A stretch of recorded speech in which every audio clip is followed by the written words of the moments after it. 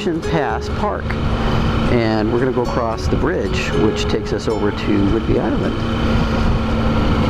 It's been a beautiful day. I mean, if you can look through, hopefully this camera view is not too bad. A little on the bike like this. And lots of cars because people park and then walk across the bridge and take pictures and stuff and that kind of stuff. But anyways, it is a gorgeous day. It's just been awesome. We left our campground at Clip something, I can't even remember the name of it, at 8 this morning. Had to backtrack to Mazama to get gas and then on the road again. And so here we are, just about to cross over the bridge to Whidbey Island. And of course, Tim hopefully is getting some helmet coverage. But so this is cool. It's the first time I've ridden the bike across Deception Pass anyways. It's pretty neat. But boy, I'll tell you, parking and walking back, I don't know. I'm not sure that's going to work. It is packed, packed, packed, packed. Oh, it's two bridges. I didn't realize that. A little island there in the middle or something. And man, we are way the heck and gone up here. This is way up there. They say this has some of the fastest tides in the world because of the what I would guess is the Venturi effect, the water, whatever it's called with its water, but it channels the tides through here, and they are ripping. I mean, it's like a regular current. Anyways, today has been awesome. So we rode up the rest of the North Cascades Highway. We basically crossed over Washington Pass. You know, I'll pop in a few still pictures I took from the overlook that we stopped and talked to a couple people there, and just a beautiful day. And scooted down on the other side, and then we just got into traffic. I mean, this is Seattle. I mean, once you hit the west side of the mountains, man, it's just nothing but this. We finally stopped in Cedro-Woolley to get gas and had lunch at DQ, and then from there it's just, you know, back on the city roads here, the highway, taking 20 to the very end, which is basically Deception. Ends in Deception. Actually, I think it technically ends in Anacortes. I can't be sure. I have to go back and look at the map. And then so now we're on Whidbey Island, and we're going to take this all the way down to Fort Casey is where we're going to stop, and we're going to hike around there. I've taken the kids there, oh gosh, a bunch of different times. It's one of my favorite places to go because it's a World War I era park, and they've taken really good care of it. They've filmed movies there, just all sorts of stuff, and they've got the hidden gun type emplacements. There's, I think, one or maybe two cannons that are actually still there, or that they put back to show what it was like in World War I. Of course, in World War II, they used it as a base as well, but it wasn't really a defense base as far as I know. But I've seen plenty of movies that have been filmed there because this stuff's in really good shape. So Tim and I will stop there, and we'll look around, and the ferry that takes us to Port Townsend is literally like not even a mile. It's like a quarter mile, 300 or 400 yards. It's just like right around the corner. So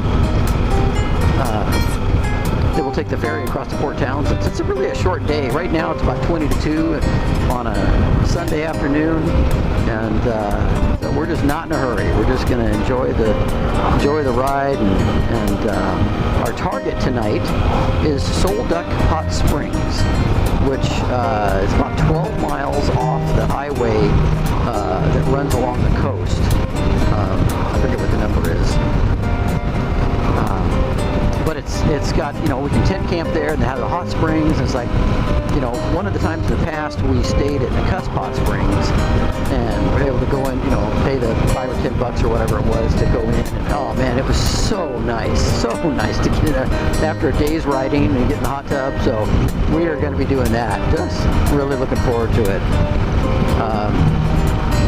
we're actually making more miles than I really had anticipated. I thought, well, we're going to stop here, we're going to stop there, and we're just, you know, but we actually made it further yesterday than I had thought we would. So I think we're pretty much on track to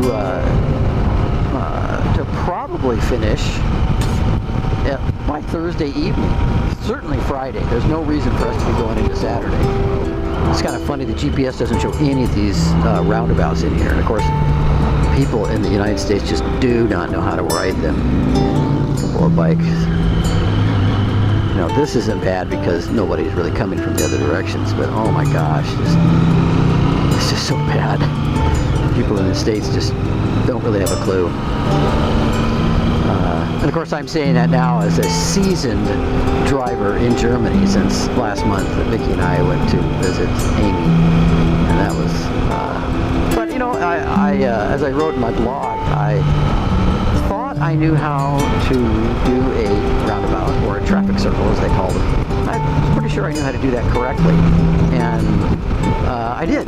You know, the only real difference, that was a sweet 55, by the way. The only real difference is you need to be Johnny on the spot about getting in. I mean, if there's a gap, you better take it, and you better not pause because the Germans aren't pausing. But when everybody runs that way, nobody's having to wait. You know, certainly there's times when there's going to be a big giant semi coming through or something like that, and yeah, you're going to have to wait. But after that, everybody gets moving and it's in place. So it's really quite efficient. Americans, I don't know, we tend to be kind of a stuck-up bunch when it comes to almost anything, thinking that our way is way better than anybody else's way. And it's stupid. You know, we could be learning from other cultures, other locations, and making our country better. That's kind of what our country was based on. Immigrants and taking these ideas and using the ones that are great and ignoring the ones that aren't. That's the day so far, and what our plans are for the rest of the day. I think it's going to be an early day by the time we get to the hot springs. Okay, I don't know if you can see this, but there's two A6s on a static display. I'm going to kind of point the bike at them a little bit. Look at that. Isn't that cool? Nice. That's an AE6 and an A6. The AE is the electronics countermeasures version, and the A6 is the regular one. That's sweet. I like it. I like it a lot. That's cool. Anyways, had to pop that in there.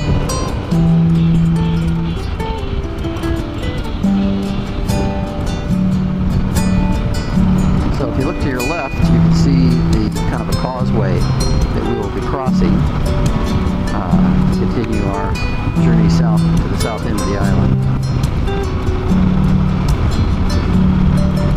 It's a little chilly as we get closer to the ocean. Kind of wish I had my sweatshirt on. Fort Casey Road. Are we at Fort Casey? Oh, yep, we are. We're gonna go before we cross that causeway. We're gonna go to Fort Casey, which is pretty much what we're pulling into here. This is the grounds for Fort Casey. No, this first section here is the conference center, which we're not really interested in. We want to go to the main thing. So you can see this nice big open field, and there's some sort of practice or something going on there.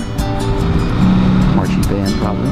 Barracks in front of us, which are still used for, I mean, not for the military, obviously, but for the conference center and stuff.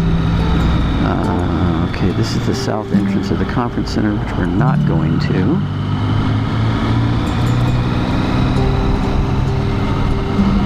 At least I don't think that's the entrance.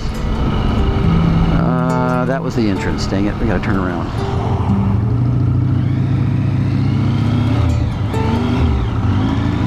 There we go.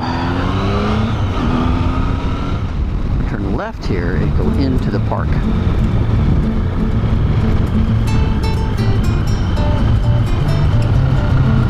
Like I said, it's a beautiful example of a World War I era military fort. And though the camera may not show it, there's gun emplacement things off to the left, and just an enormous amount of really cool stuff all over the place.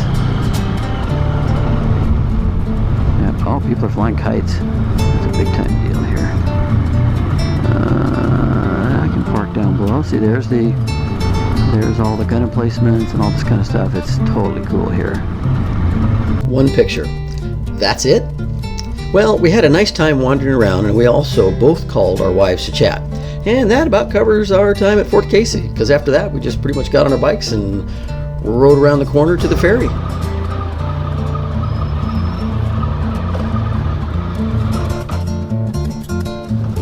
Okay, so we're gonna board the ferry. So it's really funny. This couple up in front of me, before I turned the camera on, he handed her something. Said, "Here, can you hold on to this?" And it's a little white baggie with something in it, and they were discussing, oh, well, wait a minute, maybe you shouldn't hold this, you know. So it made me wish I had the camera on to say, hey, look, dude, I've got this on camera. What's it worth to you? Now, on the ferry system, bikes load first. So we all go to the front of the line. A little noisy in here, but because I've got two Harleys, one in front of me and one behind me. Get all the way up.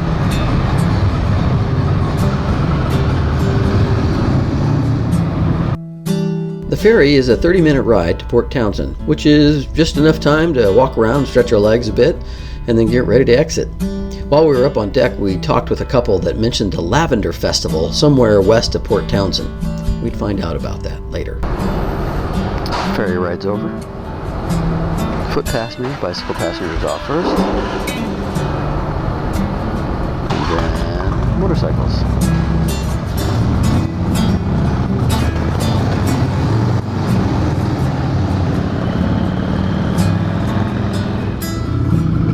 There we go. Guys from Arizona.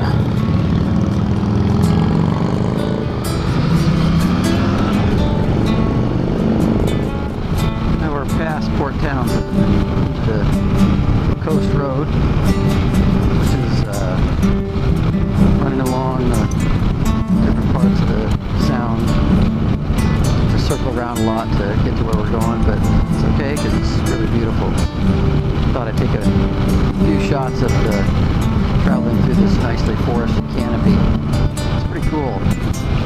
We ran into some people on the ferry who said that there's a lavender festival going on, I think in Port Angeles. I think that's what they said. I didn't quite catch. We were talking more to Tim, and I kind of came into the conversation late.